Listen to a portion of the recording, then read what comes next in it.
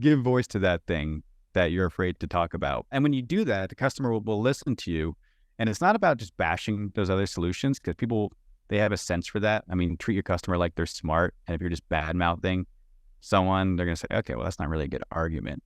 And that's what you want to do, is make a good argument. So give the criteria by which they should choose you or those other options.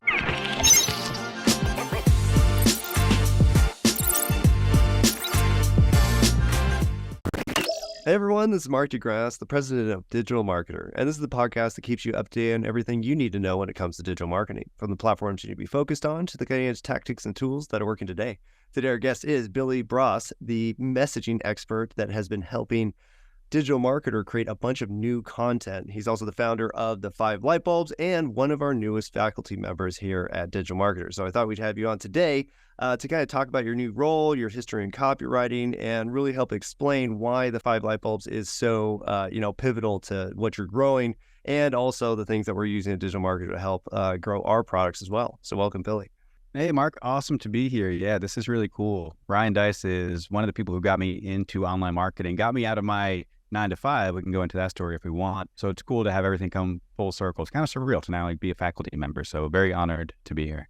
Well, it's fantastic. I always say that Digital Marketer is, significant and has been significant for so long because we rely on, marketers who are actually doing the work. They're out there helping companies, helping other agency owners, helping other marketers. And you have a real, significant track record in doing that. So we're very happy to have you. Thank you.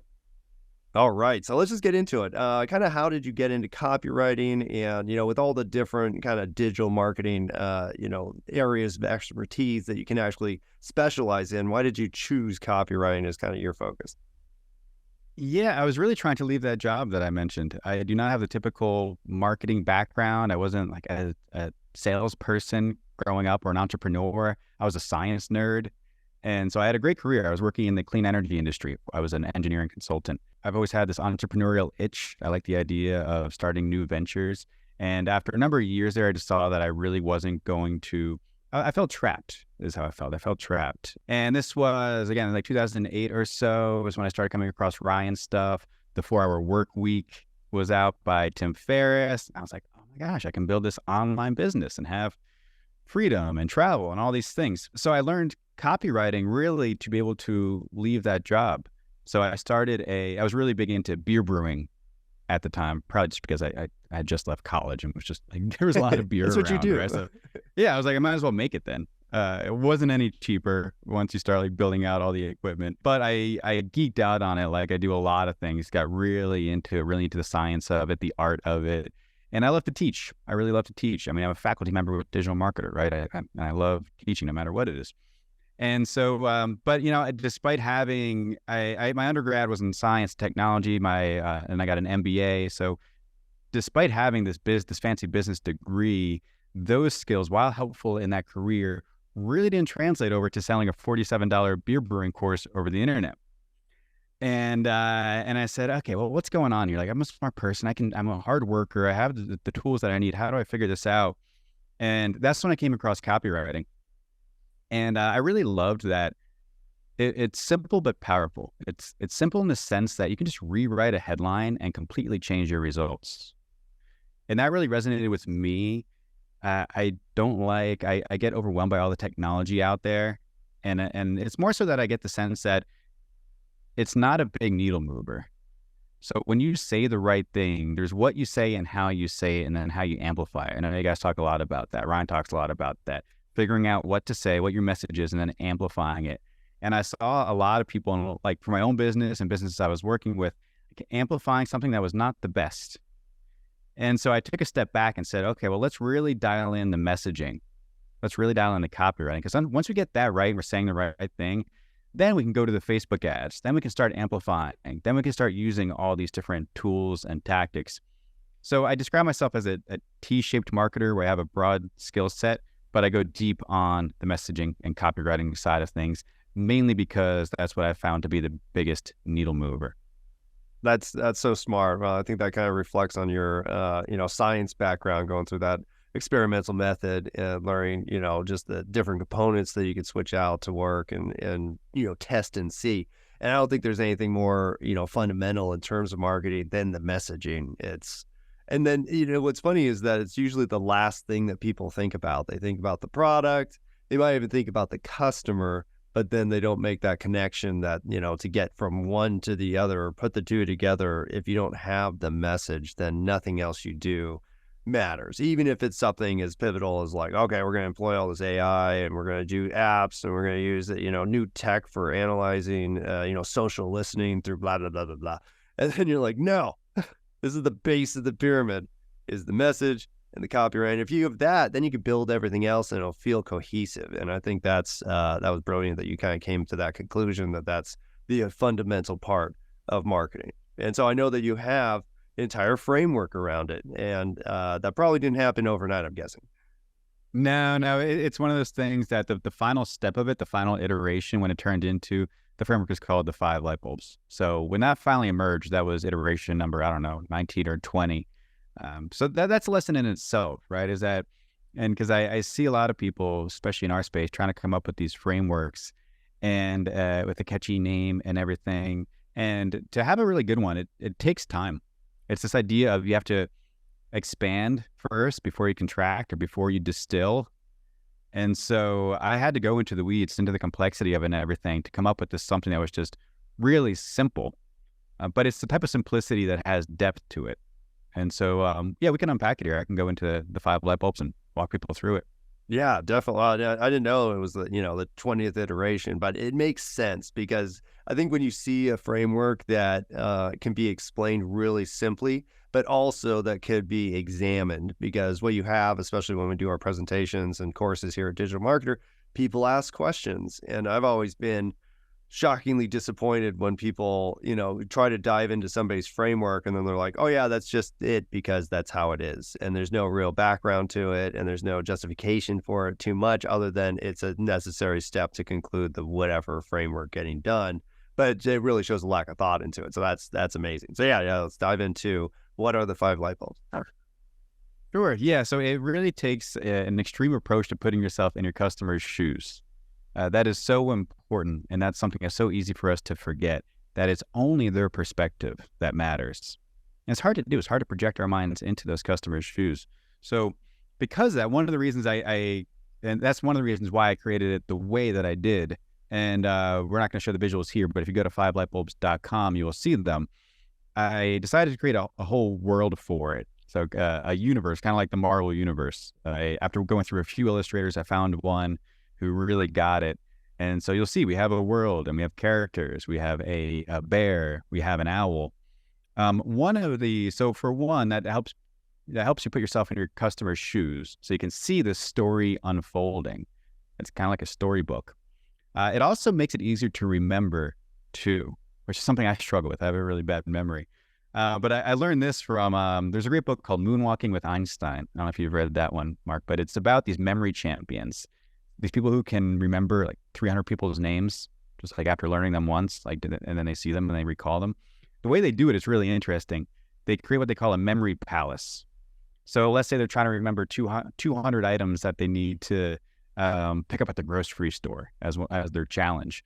They'll think about a place that they know very well, like the home where they grew up, and they'll put the loaf of bread on the doorstep. They'll put the eggs on the kitchen table. And then when they have to, when they're challenged and they have to recall these 200 items, they'll walk through that memory palace and they can see it because humans are very visual thinkers.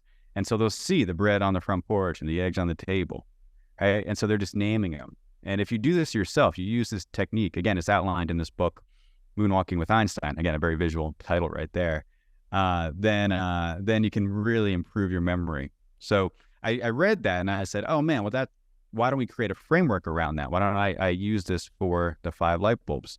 So in addition to putting yourself in your customer's shoes, I found that it really helps people remember it as well. You can easily bring it to mind. I even had a client who has auditory dyslexia. And so she has trouble learning things via listening. And when I showed her this visual, she was like, oh man, like nothing has clicked like this before. Wow.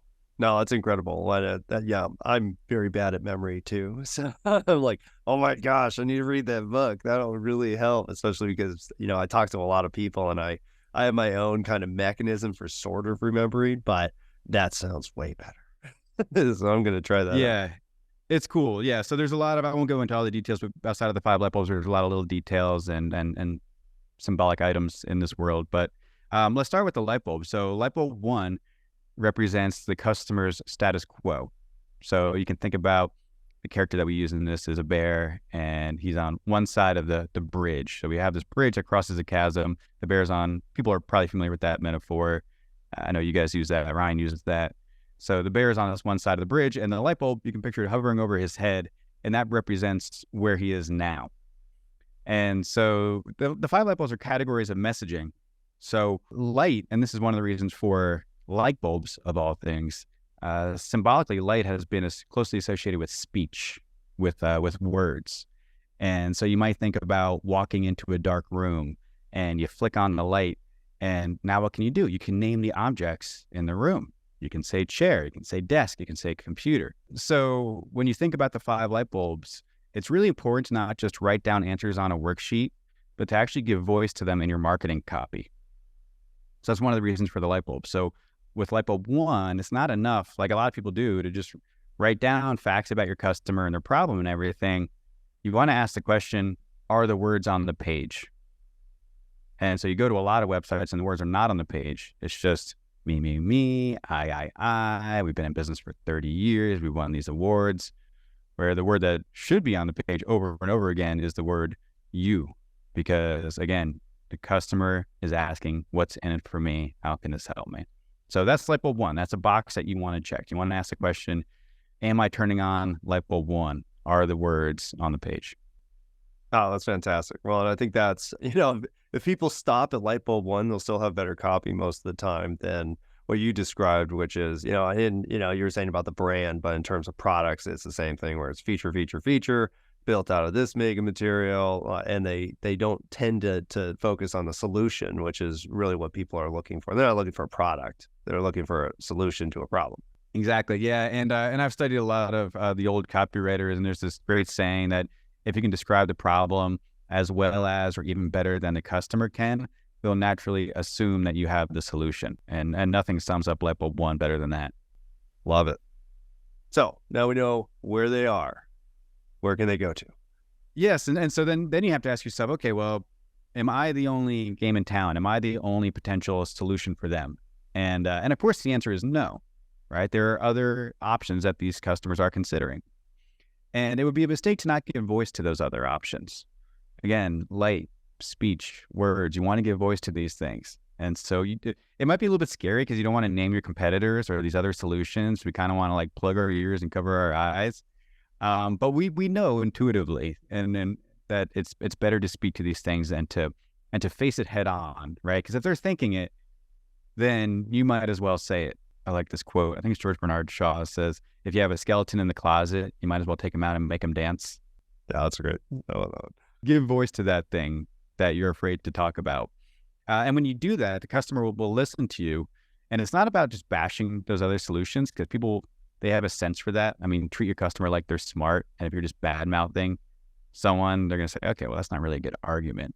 And that's what you want to do, is make a good argument. So give the criteria by which they should choose you or those other options. And in some cases, they should be choosing those other options. It should not be the case that you're the right fit for everyone every time. Yeah, I think it's just being realistic about the situation too, because that's another thing that you can tend to do, especially when you're launching a new product or brand, which is, again, focus on yourself to the extent that you can't even, see any of these other aspects that are definitely going to happen. I have the best thing and that other company down the street, they don't matter because I have the best thing. And that's not true. And ignoring the real, the real situation, which is this person might have 5,000 solutions that they could take. And who's going to get the business? Is it even going to be the best solution? Which is another thing that people make an assumption about, especially on the consumable side, which is this thing's popular, so it must be the best. And that isn't true. It's really that brand just came up with the best messaging, like you're saying. I hate to interrupt our podcast, but I have an announcement about Digital Marketer's content certification. Content without a content marketing strategy is an expensive mistake, but it's one that most businesses are making. When it comes to content marketing, all content should be created with a clear purpose to move a customer or potential customer along the customer value journey. That's why you need Digital Marketer's Content Mastery Certification. You'll learn how to leverage a complete content system to strategize, create, and distribute content that just plain works. When you become a certified content marketing strategist, you'll master the craft of systematically creating and promoting content that drives noticeable revenue for any business, and you'll get a badge to prove it. Learn more right now at digitalmarketer.com/contentcert. Right. Yeah. You always want to back up your claims with proof, and just making those baseless claims like we're the best. I mean, people can sniff that out and sniff out the BS in that. So yeah, so you want to make strong arguments, and in certain cases, if you're doing this honestly, which you should, then you should be sending people to those other solutions and say, you know what, I'm not the right fit for you at this time, but I have a partner, someone I really trust, and I'm going to put you two in touch. And you'll find, I'm sure you've been in a situation, Mark, when working with clients where you've done that, and they freaking love you for that. They're amazed by it. They're like, I can't believe you'd refer me somewhere else. It's like, no, I'm not the best for this. Well, and it's not completely not self-serving because a lot of times as a marketer, if you've been a marketer long enough, you realize like there are some clients that, one, you're not going to be able to help that well. Two, are going to consume all of your time because you're really not a very good fit for them. And so it's better for both parties if you refer them away versus trying to accommodate a situation you're not really suited for. Yes, exactly. Yeah. And so I spend a lot of time with clients when mapping out their 5 light bulbs, going through their light bulb 2 and asking the question, okay, what are these other solutions that they're considering? And it's often not that my clients' direct competitors. It's often something we didn't even think about. So spend some time on this one, and you'll be surprised what you surface. And when you do surface that, and then you give voice to it, you will get a great response from your audience. I promise you that. Awesome. Okay, so now we got the original situation, understanding where they came from. Now you're exposing essentially the environment of solutions that they could consider, and now you could write based on that. Yes, exactly. And then we get to light bulb 3. So it's like, okay, I understand where you are, and here are the other solutions that you're either considering, that you tried before, or you're being tempted by. Now, here is my bridge. Here, those are those other bridges. Here's mine, and here's why I believe that it's the best fit for you. And that brings us to light bulb 3, which is your approach. And this is the one that I really learned from those old copywriters, primarily Eugene Schwartz in his book, Breakthrough Advertising. He calls it the mechanism. It's sometimes called the unique mechanism. One of the things I'm trying to do with the 5 light bulbs is take these advanced, nerdy copywriting strategies and put them into a simple package. And this is a good example. I was talking earlier about all these iterations of my framework. Like I was teaching, I had the bridge metaphor over here, and then I had the Eugene Schwartz stuff and the unique mechanism over here. And really that aha moment, like very meta, I know. My light bulb moment was combining them all and saying, okay, this can actually be one simple but very deep framework. And a huge part of it is this light bulb 3, this idea of your approach. So it's not your product, it's your approach. It's the underlying philosophy that your product is based upon. I'm a big believer that we should always be trying as entrepreneurs, product creators, marketers, to find a better way of doing things for our customer.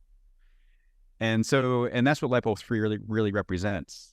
And you'll know this, you'll see this everywhere. With all these light bulbs, you're going to start seeing them everywhere. You can't unsee them.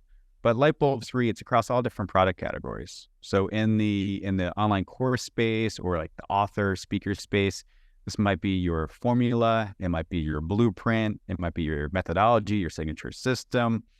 In the supplement space, this is the special ingredient. It's that special herb that makes all the magic happen. In the software space, it's your technology. In the clothing space, in the sneakers, it's the thing that helps you get the higher vertical jump. It's the shock absorbers in the sneaker. And so you'll start to see this all over the place. And so that's not the product. That's the underlying approach, the technology. And so that's light bulb 3. And then light bulb 4 is just the vehicle for that approach. But I'll pause there in case you want to comment on light bulb 3.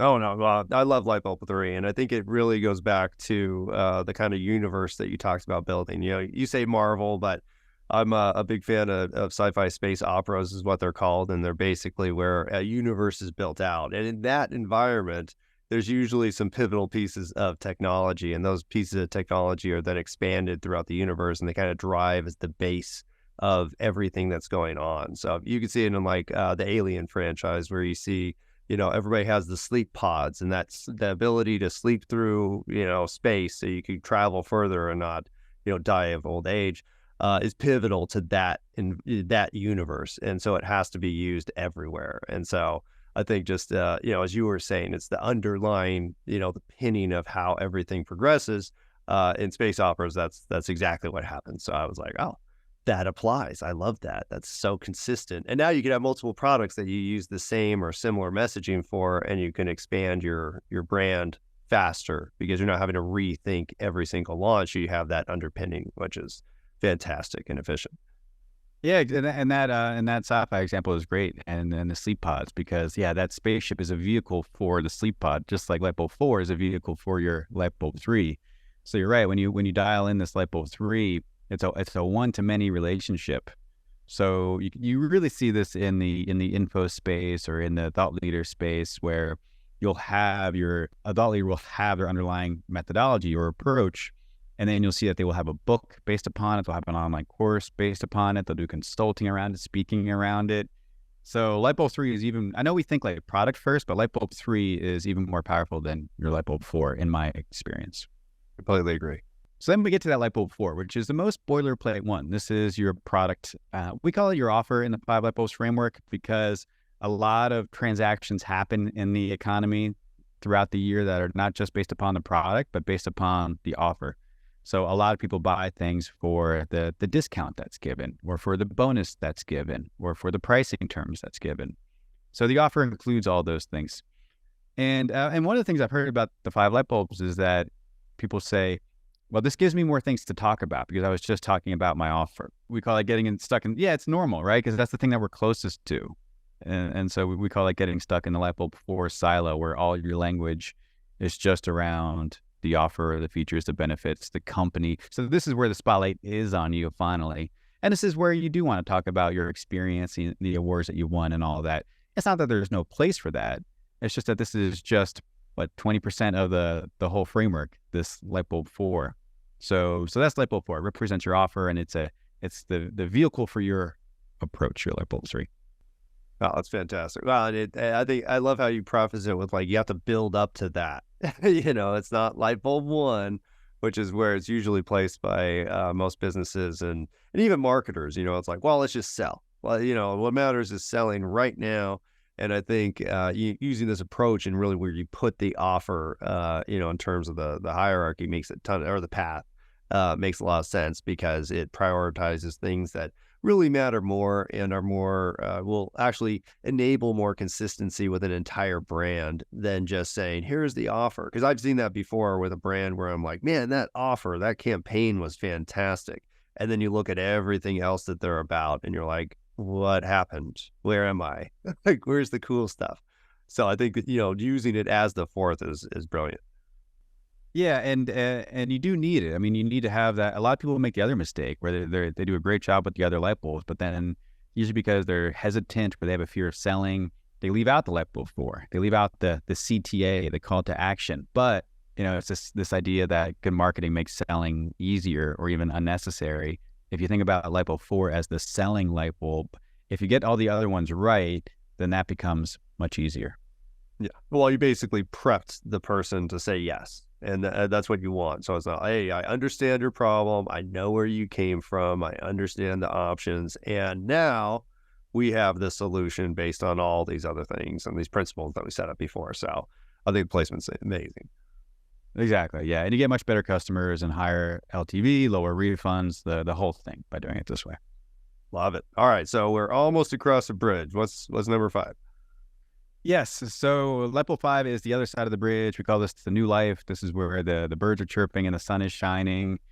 And notice the contrast. You have the Lightbulb 1 and the Lightbulb 5, right? So you have this this polarity, and it's a before and after.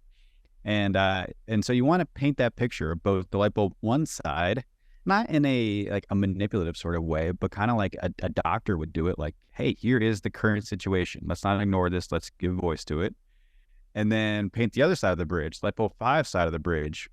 And a lot of people, especially the people I work with, who very smart people, subject matter experts, not natural marketers, often complicated, hard to understand products. They're so in the weeds that they forget to talk about what this can do for them, what the product can do for the customer. It's that curse of knowledge where they bring assumptions into it, and they assume that the customer will just get it. But that's not the case. Remember, the light bulbs, you have to give voice to them. Light, voice, words. The words need to be on the page. And so you want to write that light bulb 5 copy. And when you do that and you pair that with light bulb 1, you create that contrast. And then that's what leads to that action, or what I like to say is that tension seeks release. So you create that tension between the before and the after, and then you get that release or that action of the customer walking across the bridge, taking you up on your product. Love that. Well, and we have, of course, the before and after grid, which we incorporate into our, customer avatar canvas to show, okay, here's what, the customer, your ideal customer situation was before, what they have, what they feel, what they're going through, and then here's what they have after. With that said, without having those other steps in between, how many options there are, the underpinnings of the actual thing that you provide, and then the thing itself, you can't really envision it. You could pretend you could understand it. I'm a car wash, and your car is dirty and embarrassing. And then you come to the car wash, and afterwards you're driving around and people are checking out your shiny wheels and you feel really good about yourself, which is good, but it doesn't get into the solution really. It just is the after effects, which is good, but people need more information than that. I think that's what those middle 3 light bulbs provide. Yeah, and then that was, again, another reason why it took so many iterations to come up with this thing, because you're right, that is a positive step and in the right direction, is painting the other side of the bridge, talking about the outcome, selling the transformation is often phrased as. So that's good. A lot of people don't do that. But then I realized, okay, but they don't necessarily trust that you can get them from light bulb 1 to light bulb 5. There's a big gap in the middle. And that's where, like, especially this Eugene Schwartz stuff, he has this idea of belief building. You need to build the belief that you can get them across the bridge. And that's where I filled in the gaps with the other light bulbs. And so when you do that, when you connect them all and you turn them all on and give voice to them, then that really mirrors that direct human experience, that decision-making process, entering the customer's shoes, in a way that I think is just more effective than what's currently out there. I think a lot of these tools are built for marketers, not really for the customer. You think about something like the typical buyer's journey, and what is it? Consideration, decision, right? The awareness, interest, decision. It's like, I've never in my real life, been like, okay, now I'm in a consideration phase of buying this product. I've never said that to myself, but I have said, okay, I want to solve this problem. Here are my options. And so that's why I just think the 5 light bulbs aligns better with the real buyer's journey and human experience. I love that you kind of called that out, because that is, another thing the marketers tend to do is assume that everybody is, one, looking at everything you do, which they aren't. They don't care that one piece of your campaign doesn't actually match with this other piece, because they're just taking action on maybe the one piece, but more likely what led up to that purchase, which was maybe months of, kind of conditioning and getting to know your brand, having it appear certain places that they interact with. And then all of a sudden, when they saw this ad, that ad was really just a catalyst or a trigger to action. But what actually built up to making that decision that quickly was actually all this long-term work that you had been putting in. And I think, since you have the 5 light bulbs, it actually addresses the entire journey. Now they could feel comfortable making the decision, but you didn't skip any steps that would then confuse the process, because you could be great at doing the before and after the light bulbs 1 and 5, and you could really help people envision it. But if you don't do all that work in the middle, which is probably the kind of abstract marketing that I just mentioned, then they're not going to trust it. Like, oh yeah, I understand. Yeah, I'm going to make $1 million. Like, great. I totally believe you. And now moving on to the next person who's going to make that same promise, instead of going through, especially, and I really like the step 3 where it's, kind of calling out that underpinning the philosophies and the kind of core aspects of a product or service or whatever you have that makes it special. And that will then, make that connection and the bridge that you talked about, which is all very inclusive for the entire process. So I love the 5 light bulbs. Thank you. Thanks for letting me share it here. Thank you. And I know you said you had a link for actually downloading that material. And just so everybody knows, Billy did cover this in our copywriting accelerator, which we're going to be turning into probably a product pretty soon, or at least in the rebuilding of our copywriting certification, which is coming out soon. So be sure to check the website for that. In the meantime, though, where can they learn more about what you do and possibly start working with you? Yeah, so go to 5lightbulbs.com/framework, and you'll see it on there, and you'll see these illustrations really bring it to life. A lot of the things that we're talking about, like Lightbulb 3, you'll see there's an illustration of how the bridge is constructed to represent that underlying philosophy behind your approach. So check that out. And then there's also, we have a swipe file there. It really is a language that you can speak. And this is what I realized actually working with you guys when I was consulting with your head of growth and Ryan on one of your campaigns, is that I heard Matt, your head of growth, say to Ryan, hey, we need a Lightbulb 3 story. And then Ryan would say to Matt, oh, this is a great Lightbulb 2 email. And so you'll start to see that out there, like this underlying pattern behind all this marketing material. So so we have an opt-in there where you can get access to the swipe file where there's a bunch of, we have 10 ads in there, and I specify which light bulb is appearing in the ad. So check that out. It's 5lightbulbs.com/framework. And then I also have a personal marketing newsletter that goes out once a week called Billy's Monday Light Bulb. And that is on my personal website, Broas, BROAS.com. Awesome. Well, thank you so much, Billy. I think this is fantastic. Really appreciate your involvement with the community and your new position as faculty member. We'll be hearing from you soon and probably be publishing some articles. So if you want to look for Billy on the digitalmarketer.com blog, you'll see him very often coming up. And be sure to check him out on social media. He's always sharing this kind of stuff. And that's one of the things I love about your content specifically. It's very consistent. And I know if it's about light bulbs, like I can recognize it's you, whether I see your face or not, which means you're doing good marketing. So congratulations.